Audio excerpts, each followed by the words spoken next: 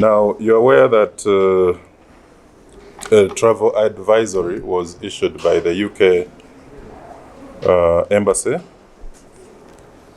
in Uganda. But of course, as the joint security agencies, we remain committed to the fight against terrorism.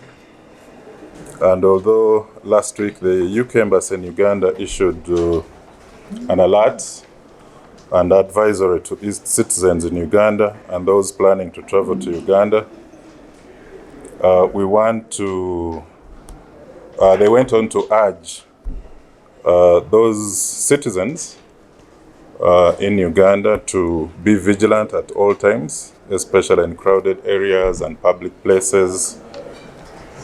And from what was going on the digital and social media platforms, you could see that many Ugandans were expressing fear and others beginning to panic because from the previous experiences we've had, some of these terror alerts have been followed with the actual incidents of terror attack. Now, of course, the way the advisory was released somehow makes it difficult for the joint security agencies to determine the specifics, and because it comes in form of general information. Other than the general information that the alert and advisory gave, it does not mention the targets, maybe like police headquarters, Naguru, or this particular market, or this school, and this and that. It does not mention the type of terrorists. We have a known enemy who is the ADF, and whether these threats are imminent or not. But of course, we do, however, acknowledge their concern and are using the general information that they shared to determine what protective security response may be required by the joint security agencies. But I want to reassure Ugandans, over the years, Uganda has been generally peaceful, but of course with existing threats that have been there for over more than a decade, from a known enemy, the ADF, who continue to terrorize soft targets in the country. Last month, they attacked Lobira Secondary School. They were also able to put the lives of people in the neighborhood at risk. And prior to that attack, they used some of their domestic cells in the country to carry out attacks on high-profile individuals, including religious leaders, security personnel, carried out targeted attacks on police stations, and so on and so forth. Now, despite these incidents, we want to assure the public that a resurgence of the ADF inside the country remains significantly very, very low. Their bases in the DRC have been dismantled and giving them a severe blow. A number of their domestic cells inside the country have also been dismantled, and a number of their activities, including the recruitment and radicalization of children, have also been disrupted.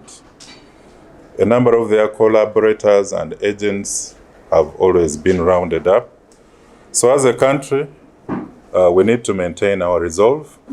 The community, we invite the community to share responsibility for our security as a country.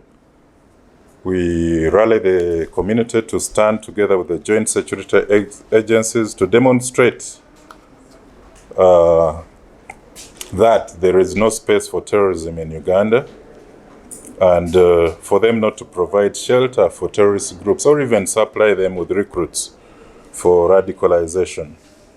Because the more they do so, it gives them a basis to continue attacking Ugandans and killing them. Of course, our focus, therefore, in light of the existing threat environment that continues to exist in the country, is to continue empowering the whole community to remain alert and maintain their safety and security in those places where they live, at places of work, and even where they go out for social entertainment and even hanging out places. It's important that as a Ugandan, if you see or hear something unusual or suspicious, please report to the police. Any small piece of information could be important.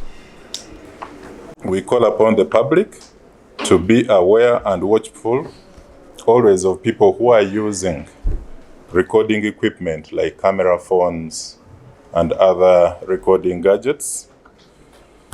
Where you see people making notes and sketches, please take interest.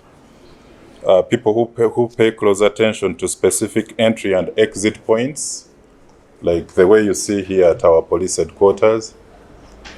And then people loitering at or near premises for long periods, watching staff, visitors, and deliveries.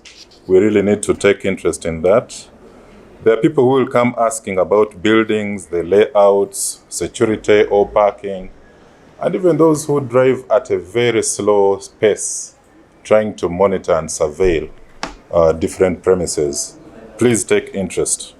Of course, as the joint security agencies, our priority still remains to keep Ugandans safe. We have worked hard and continue to work hard to prevent the proliferation of terrorist groups into the country. You are aware of the high visibility patrols that are in place right now. We are carrying out inspection of all vital installations, business premises, including arcades, shopping malls, and even markets, and even markets like in downtown.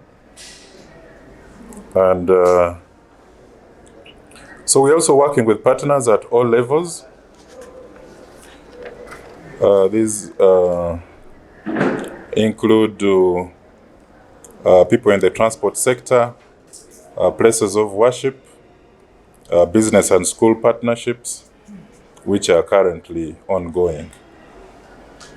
So, like we've told you, our components continue to share timely information and intelligence. For instance, last week we carried out a raid in Tondo village in Sala Parish, Lwamata in Chiboga, where we put out of action 3 suspected ADF terrorists and we recovered a gun from them. There was a fire exchange which enabled us to put the 3 ADF suspects out of action. We recovered a gun with 25 rounds of ammunition. Along the borders, we intercepted a one called Adomat Christopher, aged 42, a resident of Bazaar Cell in Arua. We arrested him with a consignment of suspected explosives at Mutukula border point. He was attempting to smuggle them through Mutukula on the 26th of June at around 4 p.m. And of course, he was not giving us a very good account. He claimed that he met a Tanzanian businessman on the other side of Mutukula border, TZ, who gave him that consignment to transport to Kasese en route to the DRC for gold miners, that the explosives were being used by gold miners in the eastern DRC. So